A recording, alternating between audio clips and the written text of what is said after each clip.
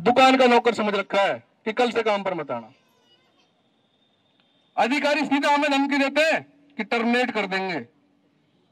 ये जो टर्मिनेशन का शब्द है ना, कल से काम पर मत आना, टर्मिनेट कर देंगे, इस शब्द को ही डिक्शनरी में से हटाना है इन अधिकारियों की। एकता जिंदाबाद जिंदाबाद जिंदाबाद। हमें अपनी ताकत से, अपनी एकता से इनको दिखाना है कि आपकी जेब में जो कलम है हरी भले है, लेकिन अगर हमारे अधिकारों के ऊपर चलाई जाएगी तो यही कलम लाल रंग से आपके ऊपर भी चल जाएगी। ना डरे थे और ना डरेंगे, ना झुके थे ना बिकेंगे, ना, और जो हमें झुकाने की कोशिश करेगा इसी तरीके से अपनी एकता सोच को जवाब देंगे। साथियों, मैं आपको बता देना चाहता हूं, 18 से 20 साल हो गए हमें काम करते हुए। 2005 के अंदर एनएचएम के नाम से हमारी प्रोविजन स्टार्ट हुई थी, उससे पहले आरसीएच के नाम से 1998 से, तब से काम करते आ रहे हैं हम। मैं आपको बताता हूं कि हमने क्या काम किया है, जिसके दम पे इनको इनाम मिलता है। कुछ चीजें हैं जो उन्हीं के दफ्तर से हमारे हाथ लगे, जो उन्होंने वेबसाइट पर डाल रखी है, जिनके लिए उन्होंने इनाम लिया है, मैं आपको बताना चाहता हूं।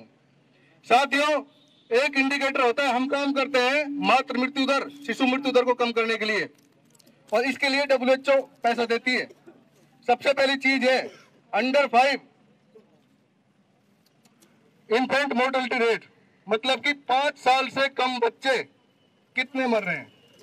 तो हम आपको बता देना चाहते हैं, एक साल के अंदर जो हमारा पहले 45 था, 1000 के अंदर 45 बच्चे 5 साल की उम्र तक मर जाते थे, हम एनएचएम कर्मचारियों की मेहनत की बदौलत आज वो 37 पे 8 पॉइंट नीचे है।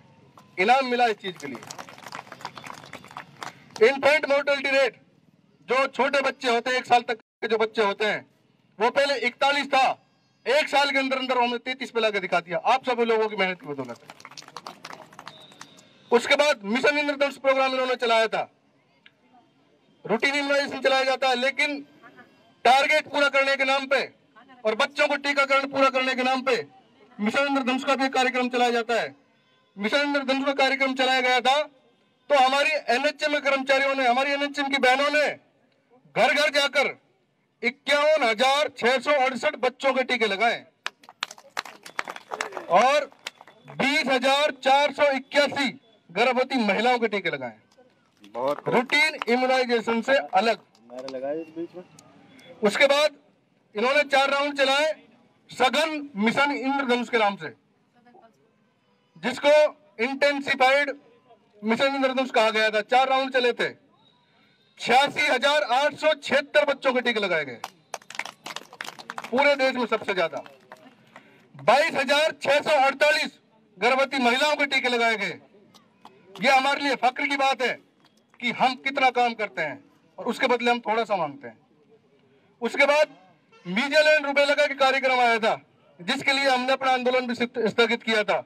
तो उसके लिए मैं आपको बता देना चाहता हूं, आप सभी लोग बधाई के पात्र हैं कि हरियाणा का टारगेट था 74,38,489 इतने बच्चों को मीजल रूबेला के टीके लगने थे, और हमने कितने लगाए? 73,64,499 बच्चों के। 99% अधिकारियों को कहते हुए शर्म आती है, बताते हुए कि ये लोग कितना काम करते हैं, हमारे काम के बदौलत इनाम लेते हैं। इनाम भी बताऊंगा क्या क्या इनाम मिला इनको, सारी चिट्ठी है मेरे पास इनकी। हिंदुस्तान के अंदर पहला राज्य बना है हमारा पीसीवी वैक्सीन लॉन्च करने वाला, न्यूमोकोकल वैक्सीन जो होती है। किसी राज्य के अंदर इतनी हिम्मत नहीं थी कि उसको लॉन्च कर दे, क्योंकि सबसे ज्यादा महंगी दवाई है, खराब होने का डर होता है, लेकिन हम लोगों ने इसको लॉन्च करके दिखाया और चला के दिखाया है। तालियां। मातृ मृत्यु दर, खेल व शिक्षा दोनों पर अधिकार, बच्चे कर रहे हैं अपने सपने साकार। राव निहाल सिंह पब्लिक स्कूल, बच्चों के सर्वांगीण विकास का आधार। एसआरएस होता है एक, वो सर्वे करता है 2016 में, तो हर 2 साल में सर्वे होता है। 2016 में 127 था, 26 पॉइंट नीचे लाके दिखाया आप लोगों ने। आज 101 है, देश के एवरेज से नीचे। ये सब आप लोगों की मेहनत की बदौलत है। और इस चीज के लिए जो अपना इनाम होता है ना, मातृ मृत्यु दर के लिए इनाम मिला इनको। फर्स्ट प्राइज मिला था हरियाणा को, शिमला में सबमिट हुआ था 2000 2018 में ही मिशन निदेशक महोदय नाम लेकर आई थी, हमारी मेहनत के दम पे। हमें क्या मिला? सीधा आदेश होता है इनकी तनख्वाह रोक दो, काम नहीं करें तो इनको नौकरी से निकाल दो, और अगर हम काम नहीं करते तो इनको नाम क्यों मिलता? दूसरी बात, एस्पिरेशनल डिस्ट्रिक्ट के नाम से एक प्रोग्राम चलाया गया है। हरियाणा के अंदर मेवात अकेला जिला है जो इसके अंदर शामिल है। जब ये शुरू हुआ था तो मेवात का नंबर था 110वें नंबर पे था। आप सब लोगों की मेहनत की बदौलत आज ये 17वें नंबर पे है। देश में सबसे ज्यादा एकदम से तरक्की करने वाला जिला स्वास्थ्य मानकों के मामले में आप लोगों की मेहनत की बदौलत। उसके बाद मैटरनल डेथ पे कंट्रोल करने के लिए मिशन निदेशक महोदया को स्कॉच मेरिट अवार्ड मिला था, स्कॉच मेरिट अवार्ड। इसके बाद हर महीने की 9 तारीख को एक प्रोग्राम होता है, प्रधानमंत्री मातृ सुरक्षा अभियान। उसके लिए एमडी मैडम को इनाम मिला था। 29 जून 2018 में पूरे देश में फर्स्ट आए थे हम। हमारा हरियाणा फर्स्ट आया था आप लोगों की मेहनत की बदौलत। आई प्लेज फॉर 9 अचीवर्स अवार्ड मिला था इनको, हम लोगों की मेहनत की बदौलत। इसके बाद नेशनल हेल्थ मिशन को, हरियाणा के नेशनल हेल्थ मिशन को राष्ट्रीय स्तर पर स्पेशल रिकॉग्निशन अवार्ड मिला है 2018 के अंदर। ये 1 साल की उपलब्धि बता रहा हूं मैं आपको। इसके बाद 2005 में जब NHM चालू हुआ था, उस टाइम पे जो जापा होता था, ये संस्थागत जो जापा होता था, इंस्टीट्यूशनल जो डिलीवरी थी उस टाइम पे 43% थी, और आप लोगों की मेहनत की बदौलत आज हरियाणा में 92.9% है। ये हमारी अचीवमेंट है। गवर्नमेंट में पहले 16% डिलीवरियां होती थी, आज 51% डिलीवरियां होती है सरकारी अस्पतालों में, आप लोगों की मेहनत की बदौलत है। और एक प्रोग्राम होता है NPCDCS, national programme for prevention of and control of cancer, diabetes and cardiovascular diseases. पूरे देश में पहली रैंक है और हरियाणा की पहले नंबर पे है, आप लोगों की मेहनत की बदौलत।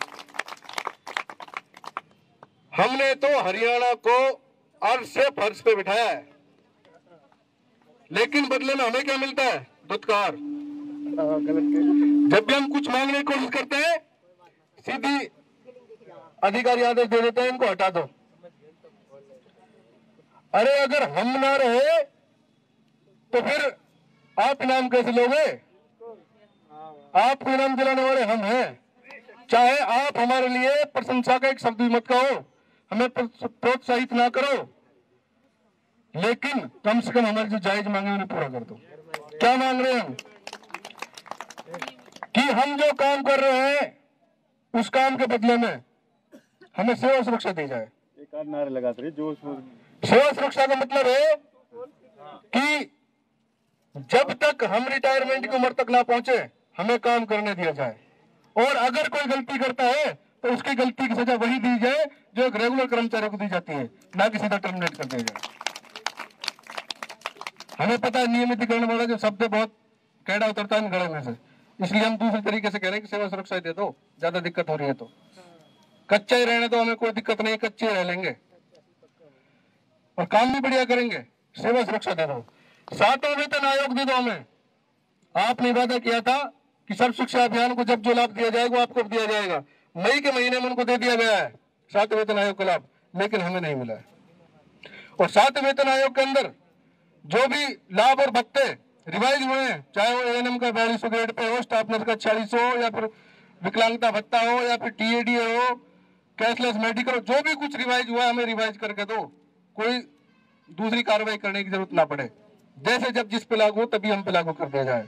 सेवा नियम के अंदर जो कमियां हैं उन कमियों को जो सरकार की संवैधानिक कमेटी थी उसकी रिपोर्ट के अनुसार दूर किया जाए। इसके बाद और भी ठेका प्रथा जो एक अभिशाप हमारे ऊपर, इस ठेका प्रथा को खत्म किया जाए। बड़े दुख की बात है कि स्वास्थ्य विभाग जैसे क्षेत्र को ठेकेदारों को हाथों में बेचने की तैयारी चल रही है। हॉस्पिटल्स को PPP मोड पे डालने का काम किया जा रहा है, लेकिन हम आपको बता देना चाहते हैं अगर हम इकट्ठा रहे तो NHM के अंदर ही काम करेंगे, अगर हम बिखर गए तो फिर हमें ठेकेदारों को हाथों में दे देंगे। हमने तुमसे ये भी डिमांड की है, अगर आपको दिक्कत होती है हम अपने अंदर मर्ज करने के में, तो एनएचएम के नाम से एक डिपार्टमेंट बना दो, सारी पोस्ट क्रिएटेड है, सब कुछ काम आसान हो जाएगा। तो साथियों, जिस तरीके से आज हमने अपनी एकता की मिसाल दी है, इसी तरीके से ये मत सोचो एक दिन चलेगी 2 दिन चलेगी, मांगे जब तक पूरी ना हो हड़ताल तो तब तक चलेगी।